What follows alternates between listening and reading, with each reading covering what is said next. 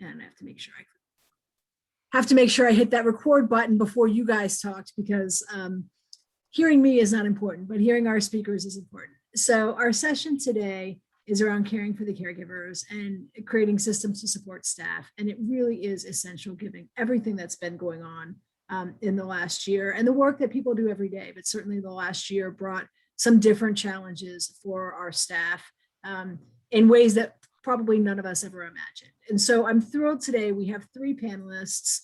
And I'm not going to go through all their bios because I want them to actually talk, but I will introduce you to each of them. Please, if you want to hear all of their great experience, go into the app and you can find their full bios there. But I feel like we'd all rather hear their expertise than have me read the bio. So first, we're going to hear from Keith Anion from the St. Joseph Center, followed by Wendy McClinton from Black Veterans for Social Justice. And last but not least, Sergio Dickerson from American GI Forum National Veterans Outreach Program, where AGIF and VOP, all of the letters there. We're thrilled to have all three of you. I'm going to kick things off with Keith. And I apologize for not doing the long-winded introduction, but I really want to hear what you have to say. So Keith, I'm going to hand things over to you. Thank you very much, Cindy. It's a pleasure to be with you here today and to present with Serge and Wendy. Good afternoon, everyone. I am Keith Anion. I'm the Vice President for Administration at St. Joseph Center. We're based in Venice, California. We're the lead agency for individuals and families experiencing homelessness on the west side of Los Angeles. And we organize our services into 4 pillars: outreach and engagement, mental health, housing, and vocational and education programs. Our annual budget is $40 million, and we employ about 320 staff with about 30 vacancies right now. And I'll spare you the details on my bio for now. Who I am will come out during the course of the conversation. Back to you, Cindy.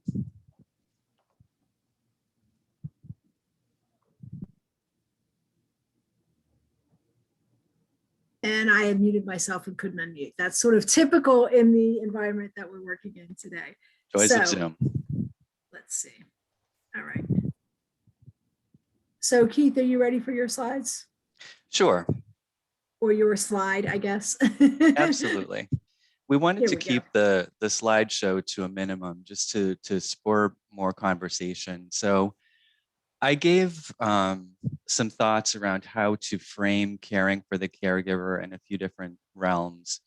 I felt that it's important to reflect on what we've lived through for the past year and a half. This volatility, uncertainty, chaos, this ambiguity. I thought it was important to capture what we learned as we navigated those waters. And, you know, just looking back, reflecting on our leadership approach at the agency, we found that it really takes a lot of empathy, flexibility, understanding, support, grace, humility, transparency, consistency in messaging, and obviously strong leadership. Looking back, California implemented a safer at home order last March. We were the first state to shut down during COVID. And because of the groundwork that we did at the agency, we actually beat the state by a day. We had established a COVID-19 task force by then. And I continue to serve on that committee with our Vice President of Operations and 2 other staff. And, you know, we knew back then that not everyone had the equipment that they needed. So one of the first things that we did was deploy laptops and obviously order as much PPE as we could get our hands on last spring and into summer. We also found initially that some of our staff were in jobs that didn't lend themselves to working remotely. We were able to create other opportunities or find alternative jobs within the agency. So by and large, we were able to care for people by keeping them whole financially. In addition to that, again, just sort of recognizing that none of us were prepared to work from home, another thing that emerged fairly quickly for us was that some staff were requesting ergonomic evaluations. So we were able to work with our workers' comp carrier to do those assessments and order whatever the staff needed to make their home workspace functional. And another thing that emerged very noticeably for us last summer, as COVID-19 cases spiked in Los Angeles County, we saw that the pandemic was taking a particularly hard toll on a number of our staff who have lived experience, be that with homelessness, be that with domestic violence, justice involvement, et cetera. We saw this sort of extra anxiety on top of everything else that that they were processing and working through, just kind of add to their inability to cope with the day to day. So one of the things that we did in order to support staff was we brought in an external kind of a life coach, someone that we knew quite well as an agency, someone that we've worked with from time to time before, who also possesses a great depth of lived experience. And she held weekly group sessions for several weeks to assist staff with ways of coping with their anxiety, and the community that they formed by coming together for those several weeks last summer is still alive and well today. Raising staff voice is an element of our strategic plan. And one way to do that we found very effectively was to conduct periodic surveys to check in with our staff to see how they were doing during the pandemic and to invite their voice into our decision making. We've done that a number of times, this work from home and eventual return to work survey during the pandemic. We're also planning to conduct another one now that California has reopened. But I wanted to give you some insight into what staff told us they felt, particularly at the outset of the pandemic last summer. So that you're familiar with it, about 2/3 of our staff responded to the survey from across the agency. So each department and each program pillar was well represented. We asked staff to rate their working from home experience, and 70% said that working from home, they still feel very connected to their colleagues. We increased the level of supervision that staff could have from once every week to checking in with their supervisor in any manner that they needed, whether that was using Zoom or Teams, by phone, by text, just as a way of, again, increasing that sense of connectedness, because we weren't seeing each other in the office on a day-to-day basis, and we hadn't for quite some time. Another area that we wanted to hear from staff around was their productivity experience. So how were they incorporating this sort of new normal? How were they navigating that? About 32% said that they felt more productive at home, and 47% said that they felt as productive working at home as they did in the office. In terms of support from leadership, about 69% of staff reported that they felt well supported by leadership while working at home, and about 14% it was not applicable because they weren't working from home. The same percentage of staff felt that they were supported very well by their direct supervisor. So those are some of the insights that we gained from lifting staff voice into our decision making around working remotely by conducting periodic surveys. Another thing that we did during the pandemic around raising staff voice was, and I think that we found this to be very supportive, was to include their voice in the performance appraisal process. Some of your organizations may use a self-evaluation along with the manager's appraisal of staff, but we hadn't until last fall. After piloting it in 2 programs, we rolled it out to the whole agency, and staff found it very effective. The vast majority of our staff reported that they felt heard, that the process felt safe and comfortable for them. And the performance appraisal process, a number of them said it felt less judgy to them. Managers and staff didn't walk away from the process necessarily agreeing on everything, every rating or every amount of narrative that was shared. But both manager's appraisal and the self-evaluation are in the file. And staff had the option to opt out of the self-evaluation if they chose to do so. As I think of how to support staff and frontline workers in general, whether it's pre-COVID, during COVID, or post-COVID, another thing you might do is look at your job descriptions. Because we think of staff and frontline workers as having a job, but do they have a career?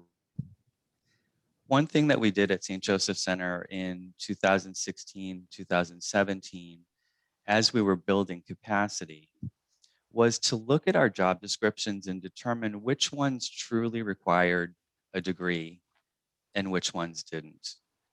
In 2016, Los Angeles County invested about $100 million in one-time funds to expand homeless services in the county due to the increase in people experiencing homelessness.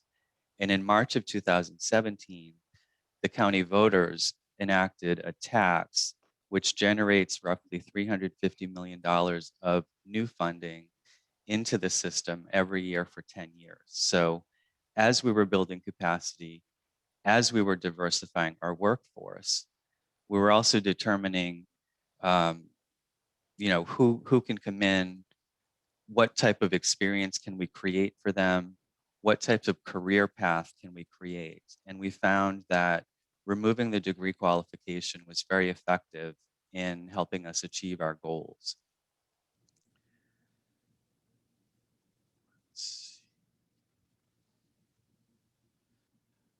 Another important way of supporting staff is making sure that you're being equitable in your decision making. Many of us have established diversity, equity, and inclusion, or diversity, equity, and transformation committees at our agencies.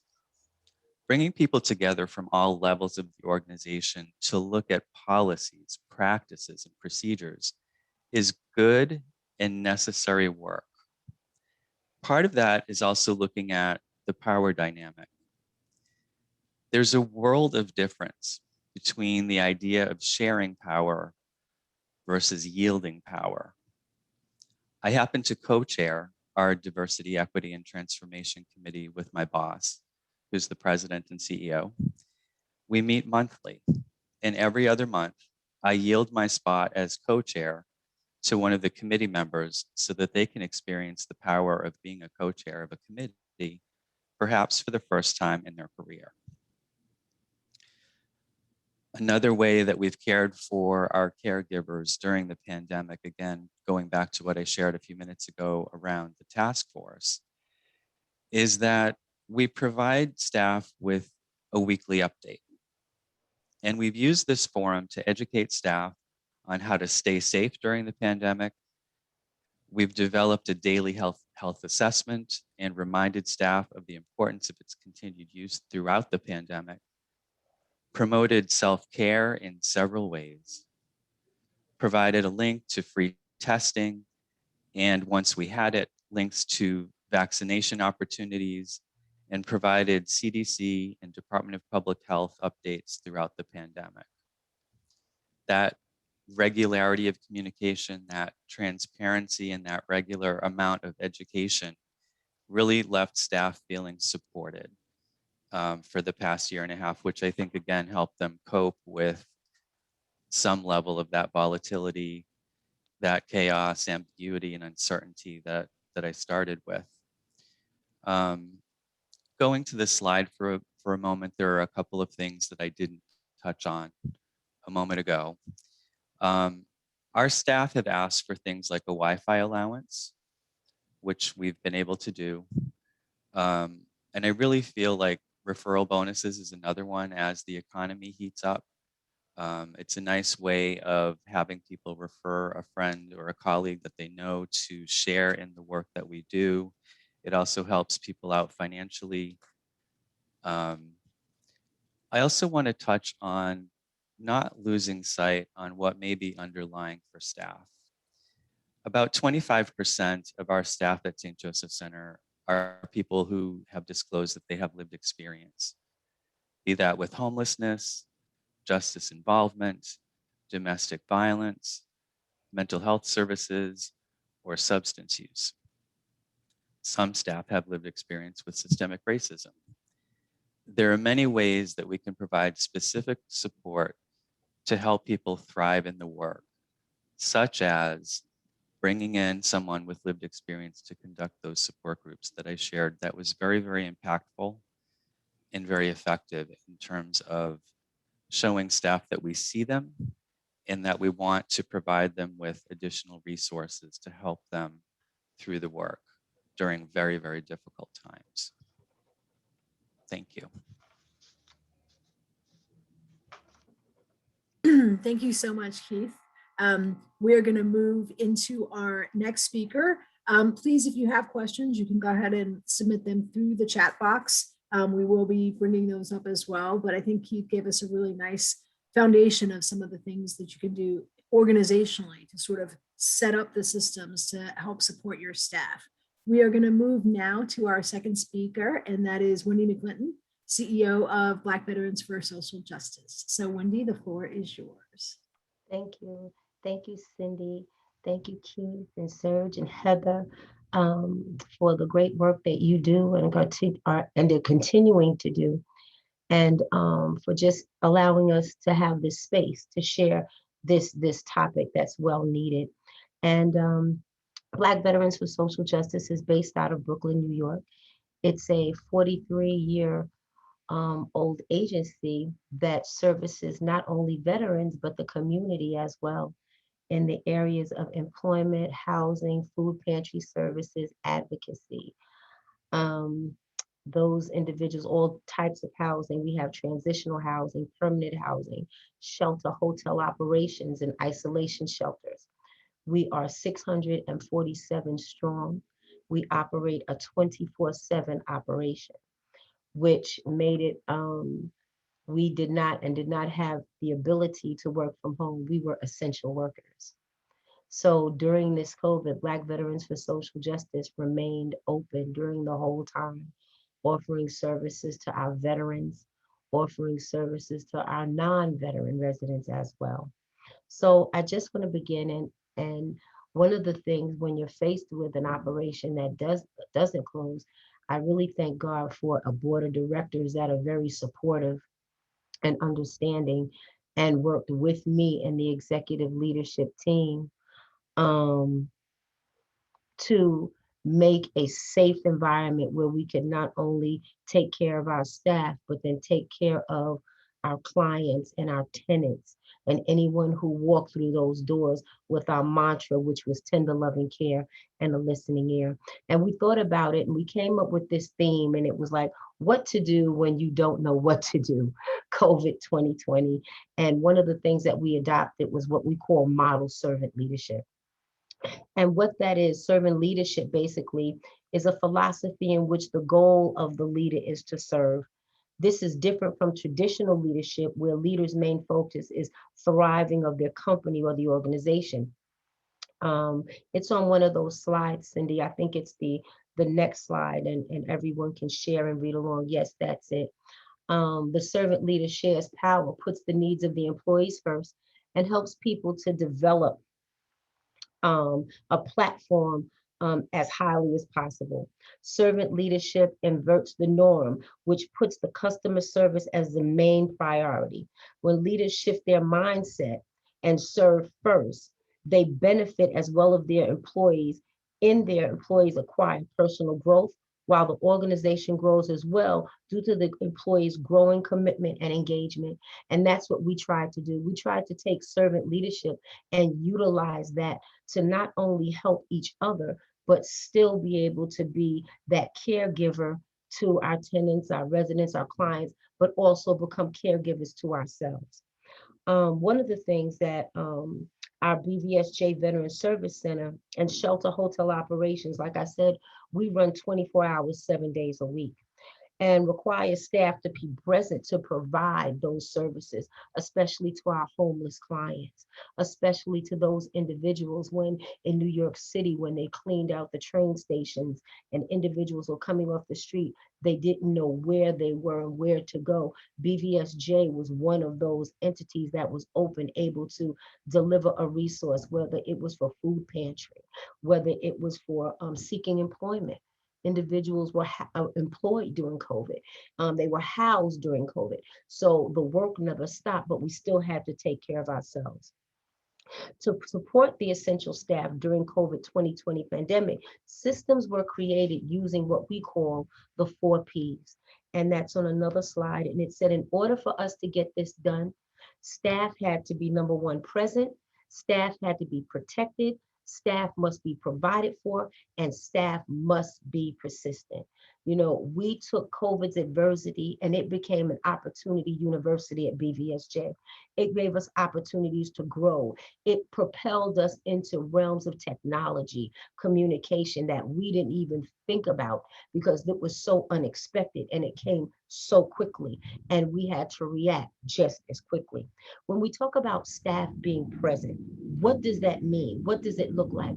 Well, here I'm going to share with you what we did on a day-to-day basis to make this work in an organization that was open. So, like daily with Search, we had conducted daily team huddles. These daily team huddles were doing wellness checks. Are you okay? What do we need? What do we need to have for you to be here to deliver this service? Secondly, understand and continuously communicate all the updates and policies and changes within the CDC, within the Department of Labor, also within the VA administration, with the CDC as well. Those things were the three every day. We had individuals looking at these changes and what changes we need to make to adjust to make sure we protect ourselves while delivering the services. And then the main thing was, how do you create a COVID-free environment? And that's what we began to do. The staff then, in order to do that, we now had to protect the staff. How are the staff protected while they're here? And then also so that they don't take anything back home, keep their families protected as well. Well, we created a COVID-free, socially distanced workspace for each staff member. We implemented staggered work schedules, individual PPE at all workstations and locations to include temperature check and face mask kiosks throughout the sites, and constantly reminding everyone using various methods. If you are sick, please stay home. A lot of our staff take what we do and the services that we provide to heart. It's not just a paycheck for us. It's more that we're doing a service. A lot of the individuals that come to the organization, myself included, one that came to this organization 28 years ago, homeless with 3 children under the age of 5. So I understand what it is to come from someplace and still be able to receive those services with tender loving care and a listening ear. The second thing, we had to heighten cleaning of all operational sites and contract after-hour disinfecting companies to ensure that all sites and locations were sanitized every day, after work and also during work as well. We upgraded all technological systems to include website, internet and intranet, and all social media platforms. And we encouraged COVID testing, and now post-COVID, we are now encouraging individuals to please become vaccinated. The next thing that we had to look at is that staff must be provided for. How did BVSJ provide for their staff? First of all, BVSJ's Institute of Higher Learning developed a satellite learning center for children whose staff who could not stay home alone, but the staff member had to come to work.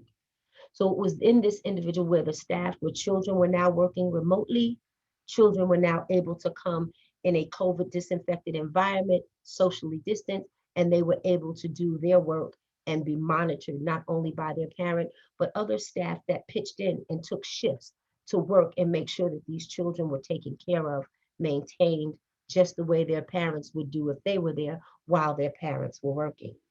We also engaged in what we call as a benefit, the Employee Assistance Program. In this Employee Assistance Program, there was mental health awareness, there was grievance counseling, wellness checks on all staff affected by COVID.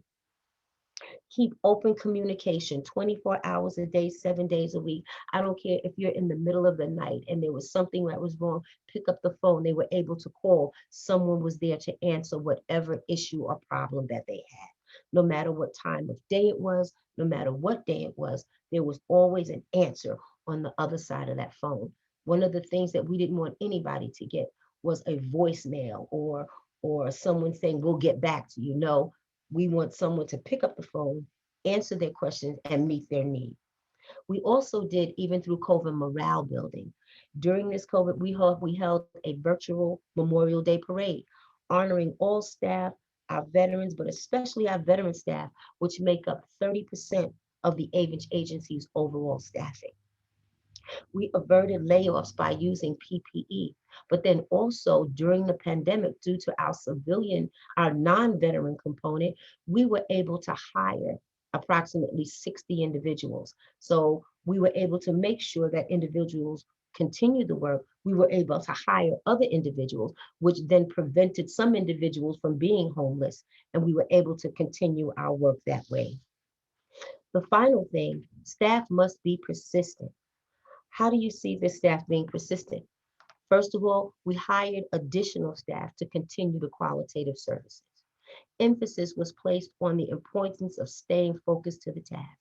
What is the focus? Making sure that even in this pandemic, we take care of ourselves, making sure we take care of ourselves, we take care of our clients, we take care of our families, making sure that we communicate.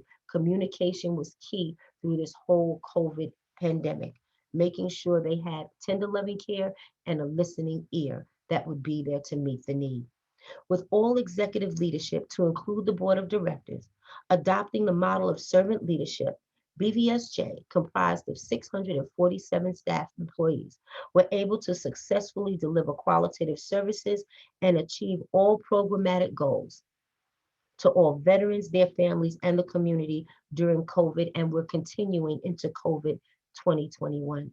We also had the opportunity, and we're still doing it today, working with the Division of Veteran Services here in New York City to also deal with the pandemic of veteran hunger within New York City. During COVID, a lot of veterans were lacking food. They were lacking other provisions such as their medical needs and different things like that. So as we were able to prepare, we prepared 2,000 meals a week that were delivered to veteran families. We were also able to utilize some of those because of our staff being veterans as well, to make sure that their homes were not lacking any type of food. So if there was anything with hunger or anything like that, because we understood that now that the children were at home, that now that there were, schools and different things were closed, that a lot of their expenses rose. Because now what they were utilizing school for, sometime with breakfast, lunch, different things like that, they now had to increase their finances would decrease because they had to buy more food for the children being at home. So we were able to assist veteran families with that. And it wasn't canned good. I don't know if you know of Hello Ready Fresh. This was fresh food that they were able to go home and prepare themselves. So that was something that we did. So we took this whole pandemic and utilized it. As it was an adversity, it became again the opportunity university for BVSJ. So even post-COVID, we're still present. We're still keeping our staff protected. We're still providing for our staff. And we are still, as an agency, persistent in delivering qualitative services in the midst of it all. Thank you. Thank you so much, Wendy, for sharing your work and the work of all the team at BVSJ and what you were able to do over this last 15 months.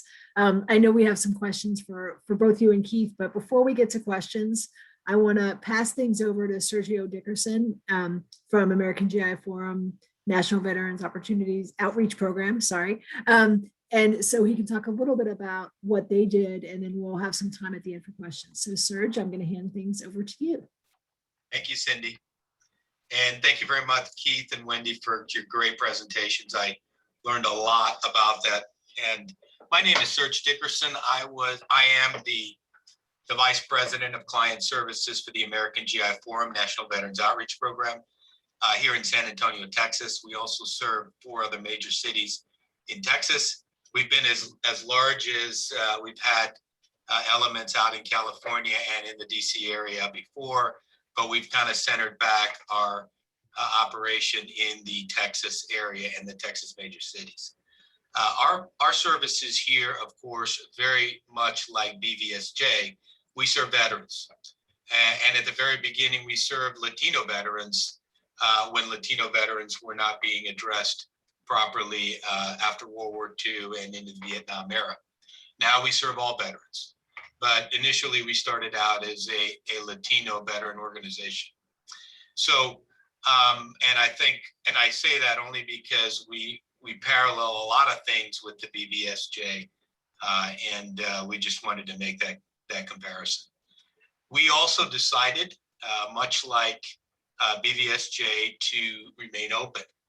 It was a tough decision to make, but we did not feel at the moment and here in San Antonio that we could deliver those services from home. So we decided we were going to do in-person services. And I picked this title carefully because, you know, being a veteran organization, we're mission focused. So if the mission is to provide services and then provide services in a time of fear. And I felt that was very appropriate because the decision was always, can we do this while the COVID pandemic was going on? Next slide, please.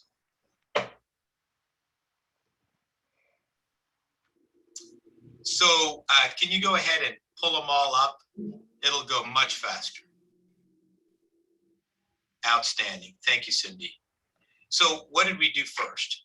Well, of course, the safety of our employees and our clients was number one. We knew that safety was an issue.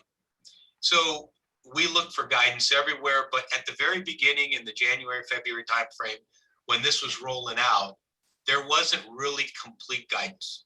So we had to make some decisions on our own because safety waits for nobody and waits for no, long policy on safety. You have to take those on yourselves in your own organization to take care of your own folks. So we went to the local CDC, which was probably the most well-read during that time, and our local sites here, Metro Health in San Antonio. And the initial guidance was wear a mask, stay 6 feet apart, and wash your hands, okay? So we implemented that immediately, okay? So safety of our employees and safety of clients. And then we decided, how are we gonna perform these services?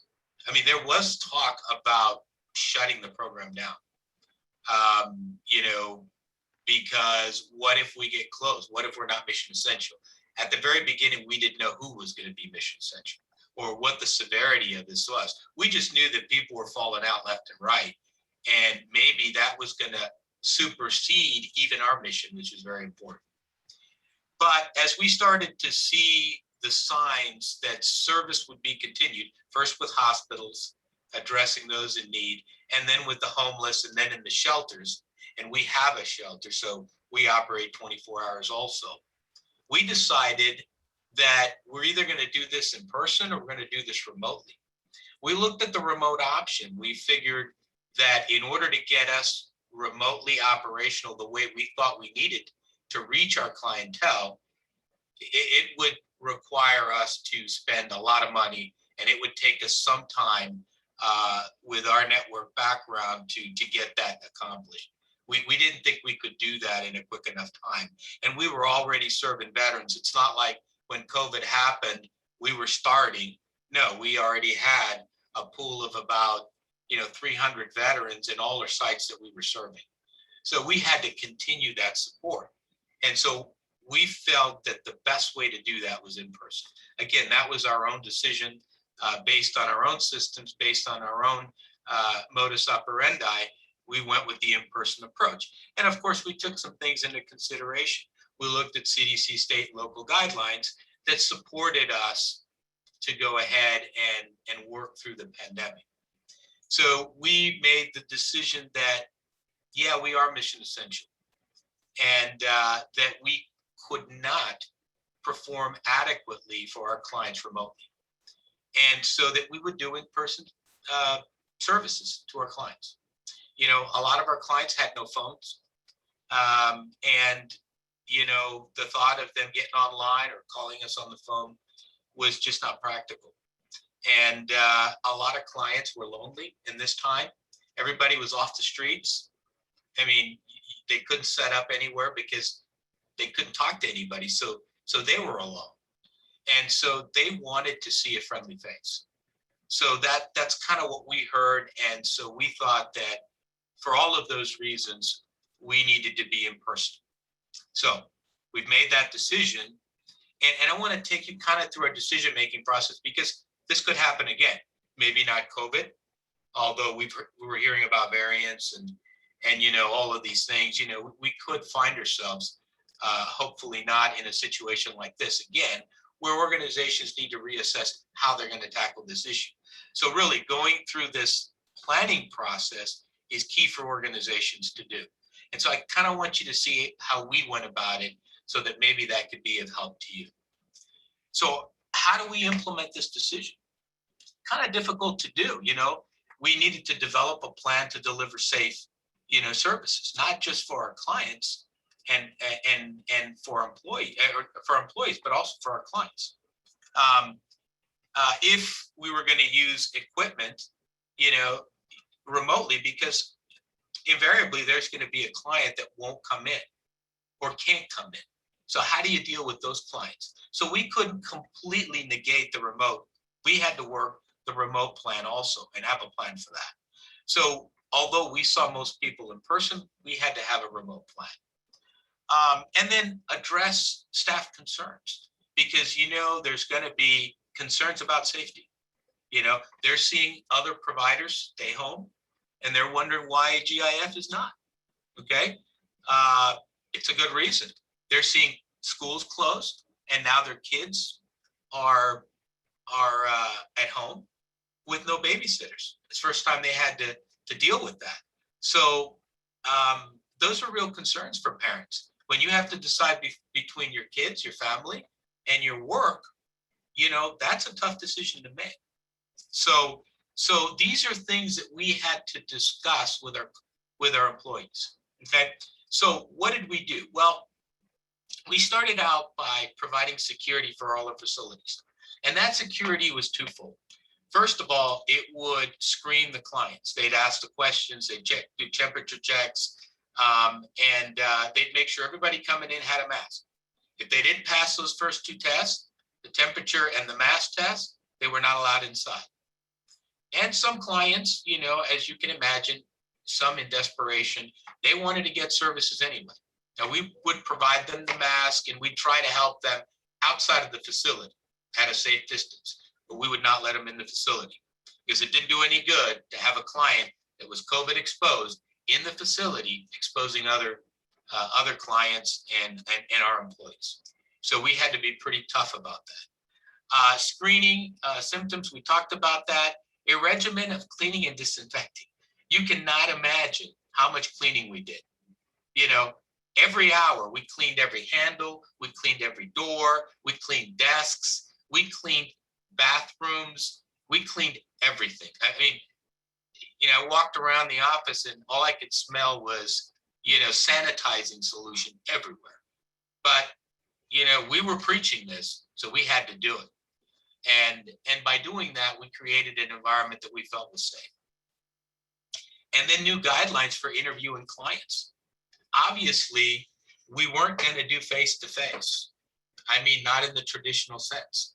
So what we did is we took all of our classrooms and we turned them into interview rooms. So we kept everybody 6 feet apart. We set up the desks. We put shields in front of all the desks, shields in front of all of our employee offices in case clients would run back to the office to talk to the employee or to the case managers. And we did those interviews at a distance. And every time we did an interview with a client that was masked, that we made wash their hands or put some kind of cleansing on their hands, they would get on there, they would fill out the paperwork, they would tell us their issues. And once they left, we sanitized the desk, everything that client touched, we sanitized, okay? And then next client came in and that's how we addressed the issue, okay? So this was a lot of work at first, okay? It was not normal way of doing business, and it was very lengthy, but it made our employees feel safe and it made our clients feel safe. The authority to refuse a client if you failed to meet our guidelines. We had to do that because everybody's safety was hanging in the balance. We thought that was important. You didn't have to come to me or the CEO to make a decision on a client. Okay, if the client was not compliant, stayed outside, did not come in the facility. Okay, that was something that we hadn't done before. We had kind of centralized those decisions at the top. We decentralized a lot of those decisions to ensure that we could do the best for our clients and for our staff and keep everybody safe. Next slide, please. Okay, so how do we sustain operations? Okay, so as employees started, testing positive for COVID, we had 40 employees that got COVID. Luckily, none in the office, which spoke to our safety protocol, but being at home, okay, their kids, other family members, they got it. And so how do we keep these employees that get COVID coming into our facility? How do we do that? Well, we needed a policy before people started getting COVID. And I will tell you, we weren't successful. The first person that got COVID happened like in January of 2020. And so we got caught with our pants down. So we brought our team together and we devised a policy. And then we disseminated that throughout all of our 5 sites and enforced it with our leadership. And then, of course, we started to do this. And this policy is what we feel kept our employees safe. And then, how do we calm the remaining employees when one of their fellow employees became COVID positive? And then, having to increase that capacity, of course, because, if 3 or 4 people are out for COVID, then who's doing case management, right? So we needed to increase that capacity to provide services. So what do? We established a return policy, okay? Because initially when our employees got sick, everybody's, well, that's it. We're never gonna see him again. Well, no, that's not it, okay? They will come back. So if they do come back, how do they come back? And initially it was, well, you're gonna need to take a COVID test and see if you're positive or negative. We found out that doesn't work because as I started to see folks taking 2 and 3 COVID tests and coming back positive on all of them, even though they had no symptoms, finally I spoke to my brother, which is a doctor, and he told me, well, you form antibodies and those antibodies give positive test results. So really because the test result, after your initial test result, that you're positive, you spend 8 days recovering, and you have no more symptoms, and you go take another test, you may come up positive. Okay, we learned that the hard way too. We had folks gone for a month, wait until they came up with all clear on the positive test. But they never did. So eventually the doctor said, you can come back to work. So these are all learning experience that we went through with COVID. Okay, and so we called employees frequently, okay, to make sure that if they were sick with COVID, that they were getting better, that we knew what was going on, because we would convey that to other fellow case managers, their directors, et cetera, because we wanted everybody to know that their fellow case manager was okay. They're going to be all right. They're down with this, but they're recovering and they're getting better. Okay.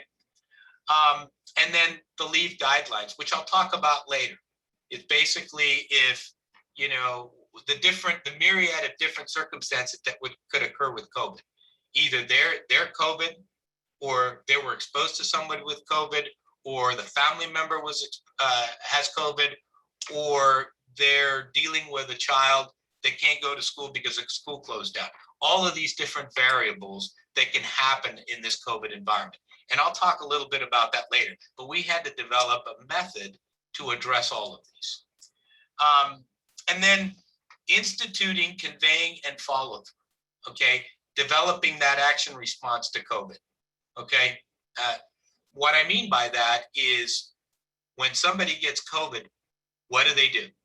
Okay, I'm getting sick. I don't know that I have COVID. I have the flu. Okay, the assumption is you have COVID. So you call and you say, I'm not coming into work because I have a fever and I have the sniffles and I'm coughing. Okay, so you stay home. First thing they do, they know they have to be tested within a day or two. Okay, that's company policy. And then once they get tested, they have to report back those test results to us. Once we find out whether they're positive or negative and they're not symptomatic, we will allow them to return back to work. Okay. Informing employees.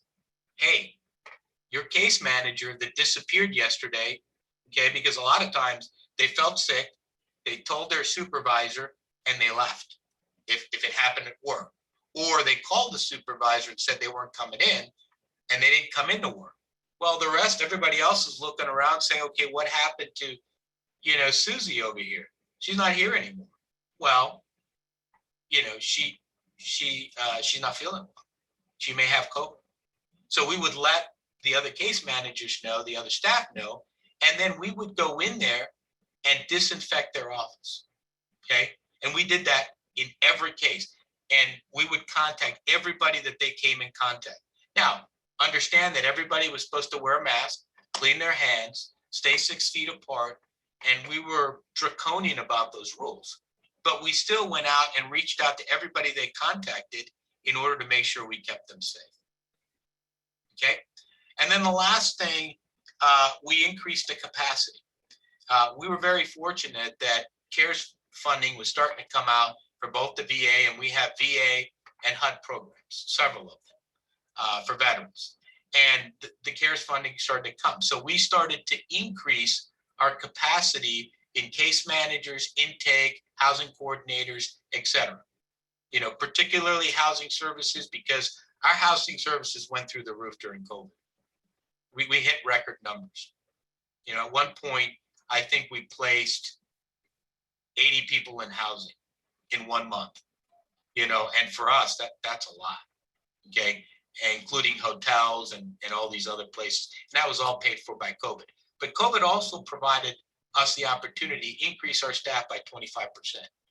In one site in Dallas, we had to expand the office so that we had enough space for the staff. So we took advantage of that additional funding to create that additional staff so that we could address those that had left because of COVID, you know, and also the influx of clients coming in through the door. Next slide, please.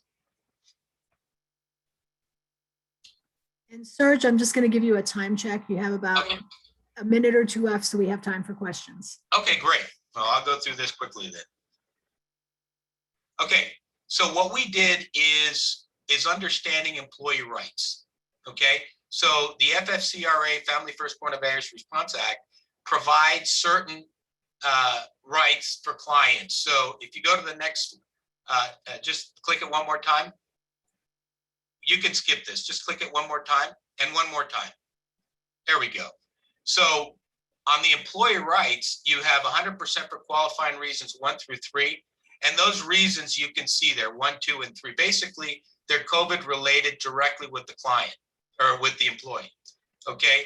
4 is caring for an individual, and 5 and 6 is dealing with a child, let's say, that can't go to school because the school is closed due to COVID, okay? And so you can see there 100% for qualifying reasons, 1 or 3, that we can pay out their salaries. And believe me, after the fear was gone and they weren't worried about getting COVID, the very next thing is, am I gonna get paid if I don't come to work, okay?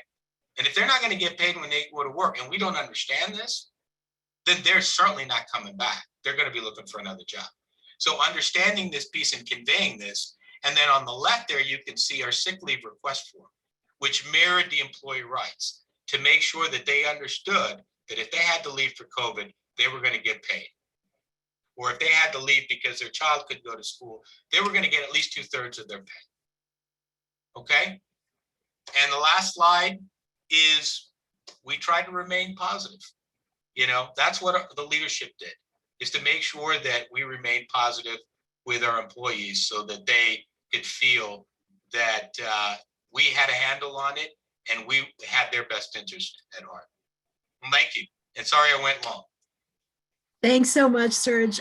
We do have a couple questions, and I think my first question is, and I know a couple of you had staff members who were lost to COVID, and as well as clients potentially.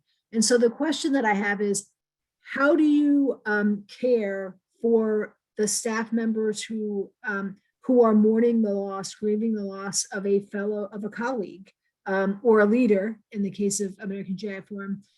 What did you do to support those folks as they were grieving that loss while they were still on the front lines, exposing themselves, potentially exposing themselves to COVID, which had taken their colleagues away from them? So Wendy, why don't you go first, and then I'll let Serge answer that one. And then Keith, if you have folks as well, you can jump in there too.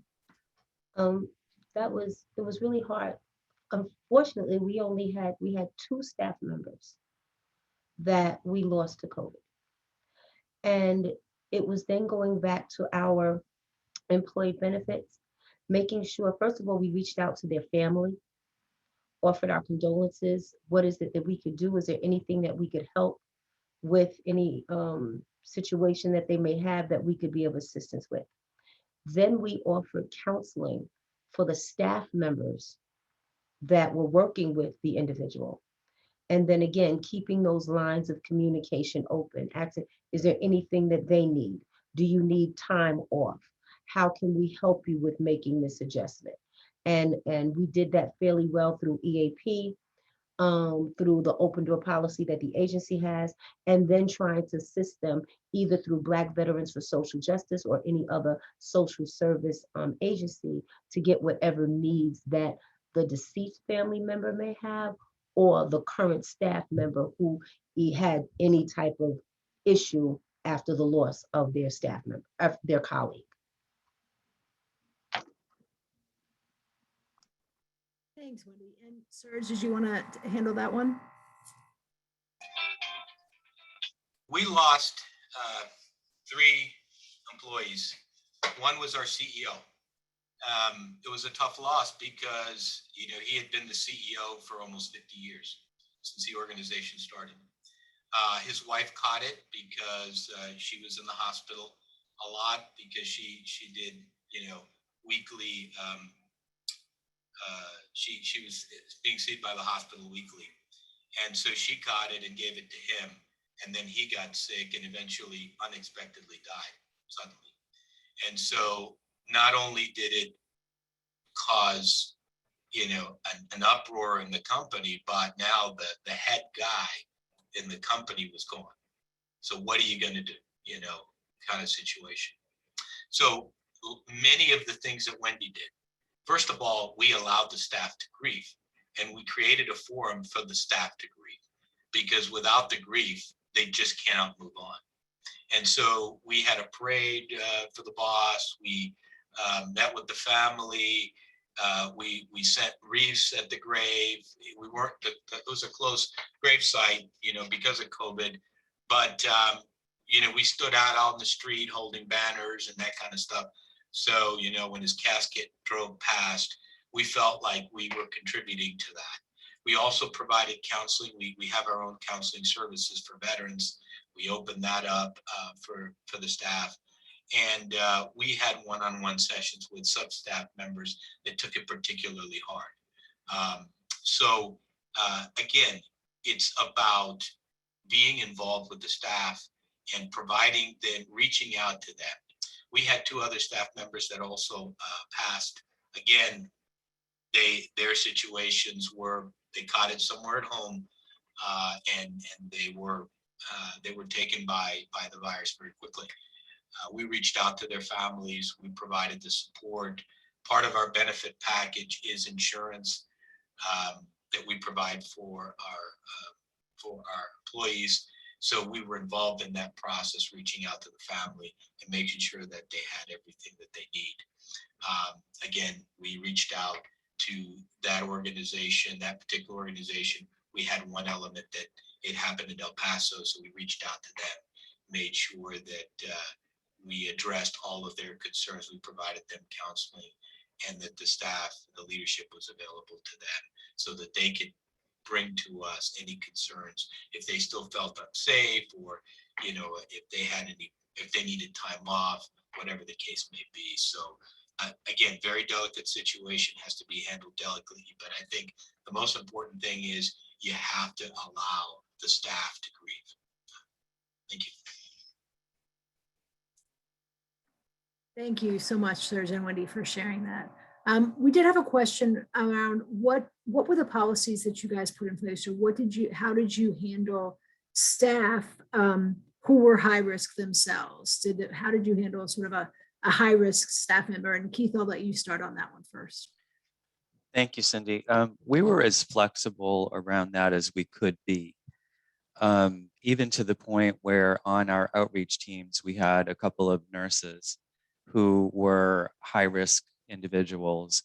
We were able to develop a system where they could consult by phone with their team members or by video, whichever was most appropriate for the particular situation. And then also during COVID, the city of Los Angeles needed additional nursing resources to work a call center. So we were able to fold them into that operation for a certain amount of time as well.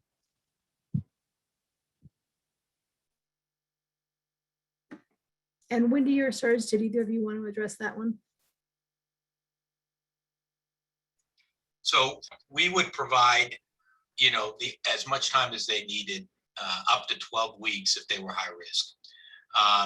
In one case, one of our older employees decided that they were going to retire, and you can't avoid that. But for the most part, we would give them time to work from home. And then in almost every case, they chose to come back to work. They didn't want to stay at home. So by allowing them that flexibility, they came to their own conclusion. They didn't want to be at home. And that I know of, none of them got sick. But we did give them that initial flexibility to stay at home and use the FFCRA to work to their benefits, and we paid them, and they work from home.